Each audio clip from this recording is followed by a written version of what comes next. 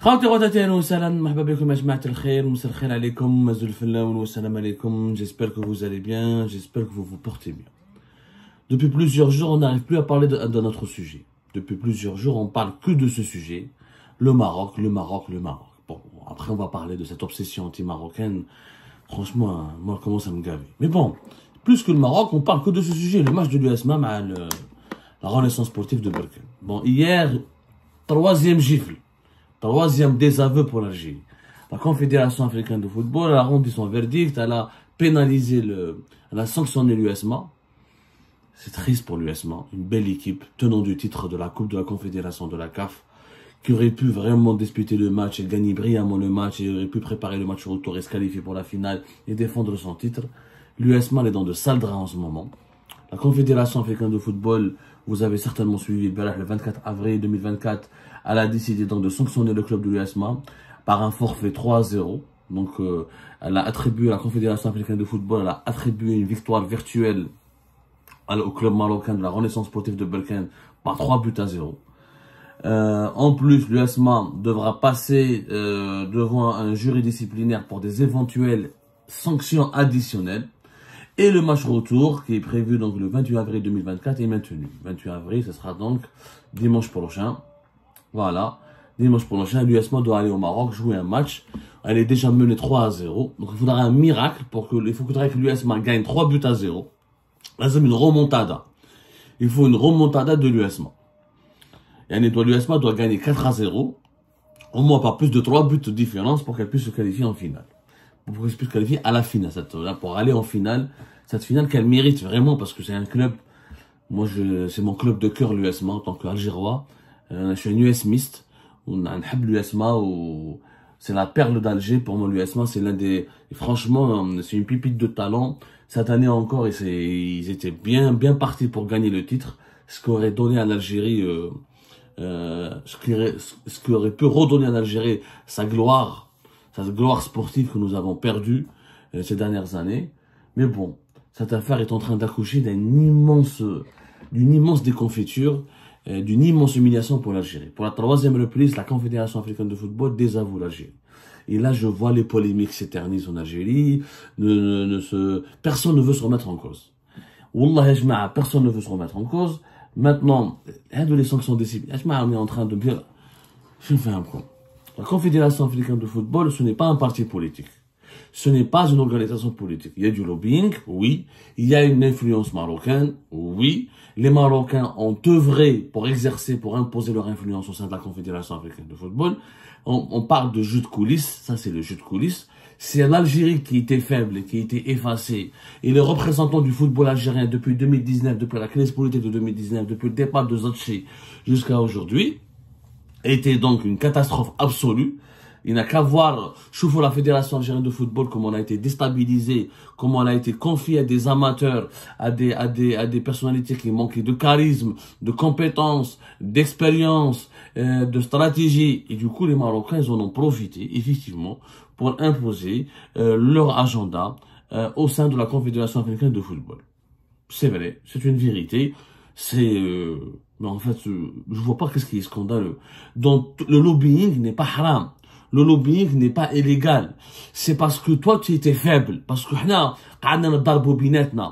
nous avons cassé notre pays. Les Marocains sont unis. Et ils savent, ils défendent l'intérêt général. Qui est soutenu par l'État marocain, soutenu par le roi du Maroc, soutenu par les médias marocains, soutenu par les autorités marocaines, soutenu par le sport et les sportifs marocains, d'avoir un front commun pour que le pays, ils avaient un objectif, c'est de devenir une puissance sportive influente sur le continent africain.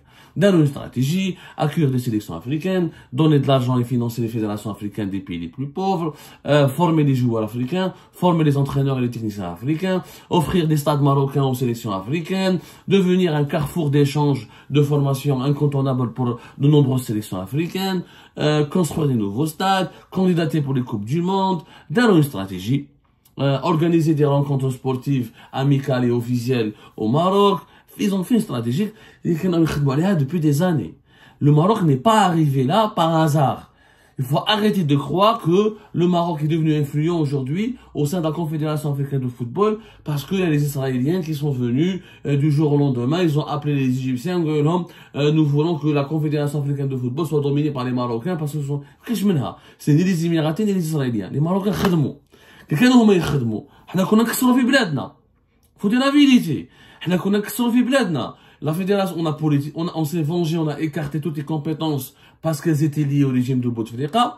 On a cassé l'équipe de Zotché qui a ramené la Coupe d'Afrique des Nations parce qu'ils étaient liés à l'Ihdad ou le régime de Bouteflika. Djibna Hadak Sharaf el-Din Amara, c'est une catastrophe. Les personnes qui ont suivi Sharaf el-Din Amara, c'est même pas la peine de citer leur nom.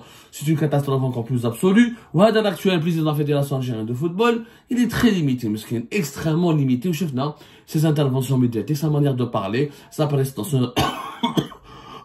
Il suffit juste d'évaluer sa prestance, son discours, sa prise de parole publique, ses actions au sein de la Fédération algérienne de football. Je vous oublier aujourd'hui, le football algérien, il est malade, à l'image d'un pays malade, recroquevillé sur lui-même, renfermé sur lui-même, et en guerre contre lui-même. Nos talents, nos personnalités les plus talentueuses, on les a insultés, on les a mis à l'écart, on les a défamés, on les a méprisés, on les a emprisonnés, on les a forcés à l'exil. Du coup, on a laissé un boulevard royal pour que le Maroc devienne influent. Exercer de l'influence n'est pas illégal. Ce qui est illégal, c'est la corruption, acheter des voix, violer les règles. Là, ce serait illégal. Et après, il faut le prouver. Dès le départ, elle a été mal négociée par l'Algérie. Dès le départ. L'Algérie a gagné parce qu'elle a préservé un principe. C'est quoi ce principe? C'est quoi ce principe? يا خويا نقولها لكم لو كان خليناهم من الاول لو ماتش aurait pu se dérouler هذا le maillot serait passé inaperçu parce que aujourd'hui l'affaire des maillots elle est devenue mondiale internationale elle doit aller à la presse occidentale elle doit aller à la presse africaine elle doit aller à la presse arabe de nombreux pays de nombreuses opinions publiques ne connaissaient même pas le club de Berkane au Maroc ils n'avaient même pas fait attention personne n'avait fait attention à ce maillot.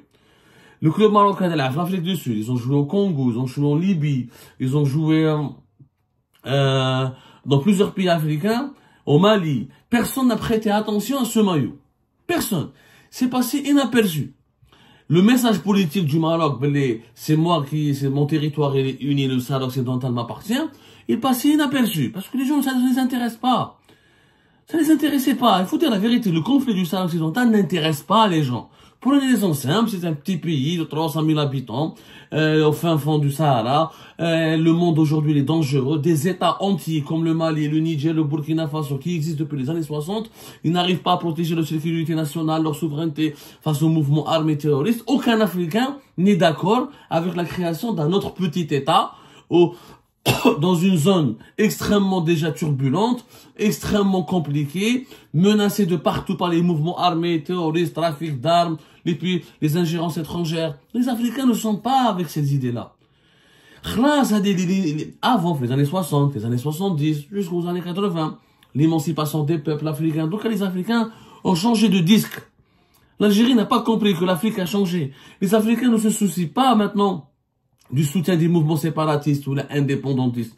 Ils veulent le développement économique, ils veulent la sécurité, ils veulent la qualité de vie, le confort social. Ah, mais je vous oublier, on a une cinquantaine d'États en Afrique. Quoi ça sert d'avoir des États indépendants si des États ados offrent que de la pauvreté, de la misère à leur population? Ça sert à quoi? Ça sert à rien. Donc le séparatisme, les tendances indépendantistes ne sont plus à la mode. Les opinions publiques africaines ne les soutiennent pas forcément. Même si la cause sahraoui est reconnue, soutenue par l'Union africaine, que la République arabe sahraoui est membre de l'Union africaine, et que... Mais ça a changé. Depuis pratiquement 10 ans, la priorité des Africaines et des Africains a changé. Donc franchement, le maillot Hadid était inaperçu.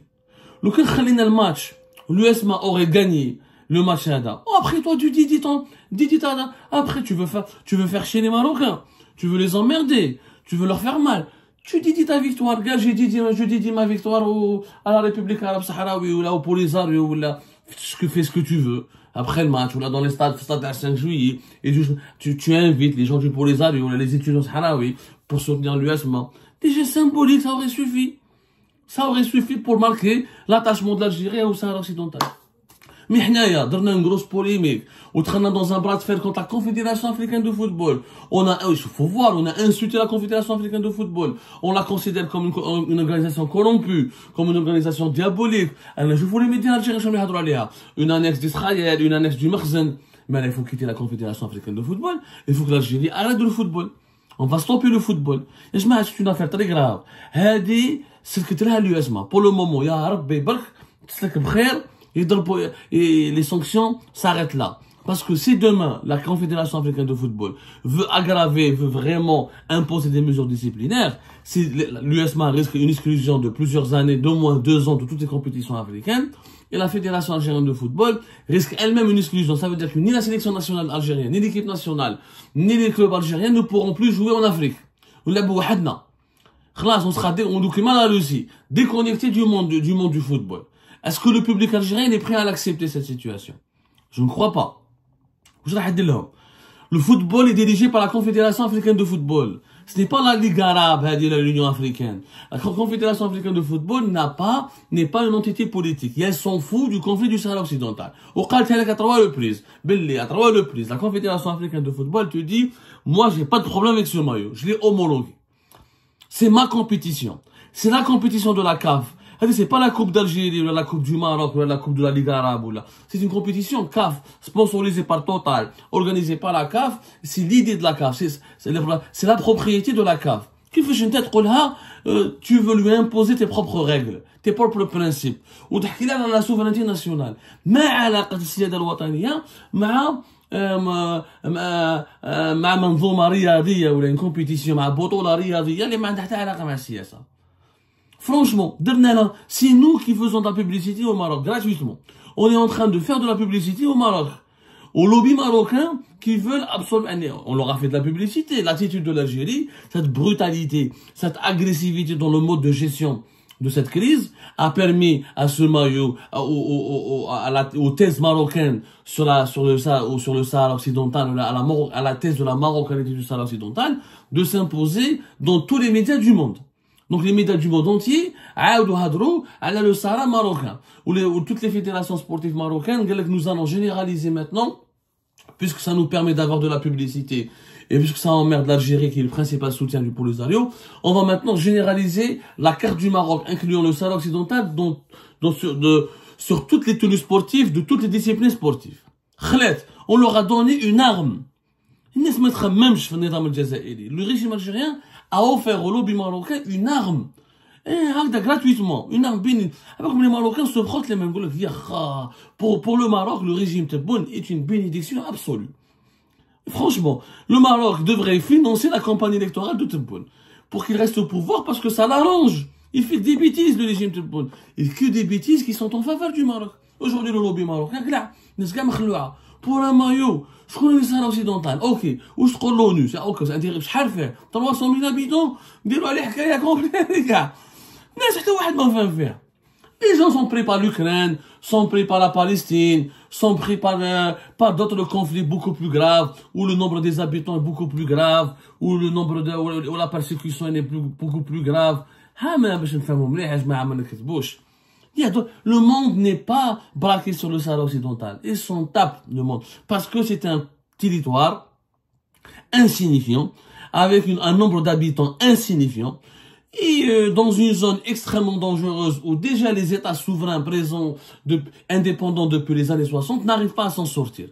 Peut-être tu vas convaincre la communauté internationale, il te faut un nouvel État. Je connais Tebak. Mais qu'est-ce que Tebak? Donc, on n'est pas en train d'emmerder le Maroc, on est en train de favoriser les thèses marocaines. On leur offre des tribunes, on favorise leur diffusion. Et maintenant, qu'est-ce qui va se passer? Le manager sportif, t'as Tawfiq Quraishi, le manager sportif, Tawfiq Quraishi, l'UESMA, il a menacé. Ok, on va faire une demande un recours contre la décision de la Confédération africaine de football. C'est trop tard. Vous allez voir que tous les recours seront rejetés. Que l'UESMA est quasiment éliminée. Parce qu'elle doit avoir une remontada. Il faut une remontada maintenant. On va dire la remontada. D'ailleurs, le match retour risque de ne pas avoir lieu. Parce que l'UESMA, son manager sportif, il dit non. Nous, quand on va le Maroc, ici l'affaire des maillots se reproduit, on va pas jouer, on va pas disputer le match. Il y aura un nouveau film. Il y aura un nouveau film. Alors, Tawfiq Kourechi qui l'a dit, c'est pas moi. C'est-à-dire qu'ils vont aller au Maroc, ils vont attendre que si les Marocains, c'est ce qu'ils vont faire les Marocains, sauf si, normalement, ils le feront pas. Parce que le maillot, avec la renaissance sportive de Berkane, c'est le maillot de l'équipe pour les matchs de l'extérieur. C'est un maillot de l'extérieur, c'est-à-dire c'est une tenue sportive que porte la renaissance sportive de Berkane quand elle joue à l'étranger. Localement, elle n'est pas censée porter ce maillot, localement. Mais les Marocains, ils ont découvert le point faible de l'Algérie. Demain, pour emmerder maintenant l'Algérie, pour bénéficier d'une pub, parce qu'on embrasse les Noël, leurs maillots sont homologués par la Confédération africaine de football. Et la Confédération africaine de football leur a donné raison. Moi, je parie 100 €, le 28 avril prochain, le club de Berkane, ses joueurs vont entrer sur le terrain avec le maillot problématique, le fameux maillot qui provoque l'allergie des autorités algériennes et de toute l'Algérie. C'est-à-dire le maillot qui est du territoire marocain qui inclut le Sahara occidental. Et l'USMA va faire quoi? Elle va bouder, elle va boycotter. La CAF va la sanctionner encore. Si l'USMA boycotte le match, ou la ne joue pas le match, ou la provoque l'annulation du match, elle risque des sanctions très graves. Donc, elle ne me fait pas faire Kourechi. Elle ne me fait pas les autorités algériennes. Pourquoi aller au Maroc si vous allez vous retirer alors? Et est-ce que vous êtes conscient des conséquences sur le sport algérien? Parce que la Confédération africaine de football à un moment donné, elle va se montrer très sévère. Sinon, elle va imposer, parce qu'elle doit imposer la discipline. Je crois que si n'importe quel pays maintenant, pour des considérations politiques, ne va pas vouloir, ses équipes, ses sélections, ses équipes nationales ces clubs ne veulent pas jouer des matchs, les compétitions africaines sont menacées. La stabilité des compétitions les plus importantes du continent africain seront menacées. Le football africain est menacé dans sa propre, la survie du football africain est menacée. Non, comme à un moment donné, la Confédération africaine de football va exploser et elle va infliger des sanctions extrêmement dangereuses. C'est-à-dire des exclusions assez longues et des peines et des amendes financières. On va droit à un tribunal arbitral du sport. Ça va prendre une année pour faire des recours, pour avoir un verdict et convaincre. Voilà, vas-y. Après, c'est une longue bataille judiciaire. Elle est pour un maillot. Il y a un terrain. Gagne contre le Maroc, inflige-leur une défaite, ou tu es même bête, jeudi 17 victoires au Sahara occidental, jeudi 17 victoires pour les Arabes, tu veux, provoque intelligemment. Tu fais tout un scandale d'État, sur des bases totalement juridiques, totalement infondées, puisque maintenant, tu t'es pas mis à dos le Maroc, on s'en fout du Maroc, on a une rivalité, tu t'es mis à dos toute la Confédération africaine de football. Franchement, c'est pas sage. Et on leur a donné, encore une fois, on a offert aux thèses marocaines sur le Sahara occidental une publicité gratuite extrêmement précieuse. Aujourd'hui, sur le continent africain, dans le monde entier, on a entendu parler de ce scandale des maillots, et on a entendu parler du Sahara marocain, et le Sahara occidental aussi, on a entendu parler de lui, mais voilà. Il n'y a pas eu de solidarité en faveur du Sahara occidental. Est-ce que vous avez vu des personnalités sportives, des personnalités politiques, des grands médias internationaux qui ont dénoncé ou là qui ont condamné la politisation du conflit du Sahara occidental par le Maroc? On n'a rien vu. Mais c'est pas la benèche. Parce que c'est un conflit qui ne mobilise pas. À partir du moment où il fallait calculer les conséquences de la stratégie algérienne dès le départ. Je vais provoquer un scandale, je vais annuler une demi-finale de la deuxième compétition interclub la plus importante du continent africain. Quelles seront les conséquences? Quelle sera la portée médiatique? Quel sera le profit que l'Algérie va tirer? Et comment mes adversaires vont profiter de ce scandale pour ensuite me torpiller? Il fallait étudier les conséquences de la stratégie, il fallait établir des scénarios. Pour le moment, c'est un scénario cauchemardesque. Dimanche, les joueurs marocains, pour provoquer encore une fois l'Algérie, parce que les Marocains, pour eux, encore une fois, c'est une bénédiction. Des gens, un régime qui politise tout, qui fait de l'anti-marocanisme, qui fait de l'anti-Maroc une doctrine fondamentale de sa politique des relations extérieures. Les clubs algériens sont contraints de s'aligner sur la doctrine politique du régime algérien. Ils vont pas entrer sur le stade. Le match sera annulé. L'équipe marocaine sera qualifiée. Elle va aller en finale.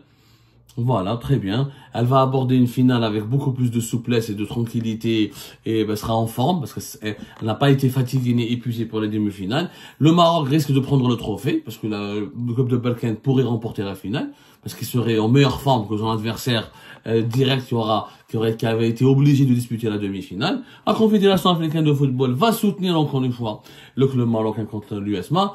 L'USMA risque d'être sanctionné une deuxième fois. Moi, ça m'étonnerait que les Marocains ne portent pas un maillot avec la carte géographique. Je pense qu'ils vont le faire. Je pense qu'ils vont le faire. Ils vont pas rater cette opportunité. Ils vont faire encore plus de provocations. Parce qu'ils ont compris quel est notre point faible. C'est la nervosité, c'est l'agressivité, c'est le manque de stratégie, le manque de bon sens. Donc, franchement, ce match retour, on aurait aimé assister à une remontada de l'USMA, mais je pense que l'Algérie n'a pas besoin d'une remontada de l'USMA. Elle a besoin d'une remontada du bon sens, de l'intelligence. Là, on a des conneries extrêmement graves. On est en train de se discréditer, de s'isoler. Qui a été solidaire sur le continent africain? Qui a été solidaire avec l'USMA, avec les autorités algériennes dans cette affaire? Personne. A-t-on une instance, une direction, une association, des clubs, des personnalités sportives africaines ou là internationales ou là arabes qui ont été solidaires avec l'Algérie, l'USMA dans cette affaire? Personne d'autre. On n'a rien gagné dans cette affaire. Tbehdi la Kbira, on a fait de la publicité gratuite pour les thèses marocaines sur le Sahara occidental. On leur a offert une tribune.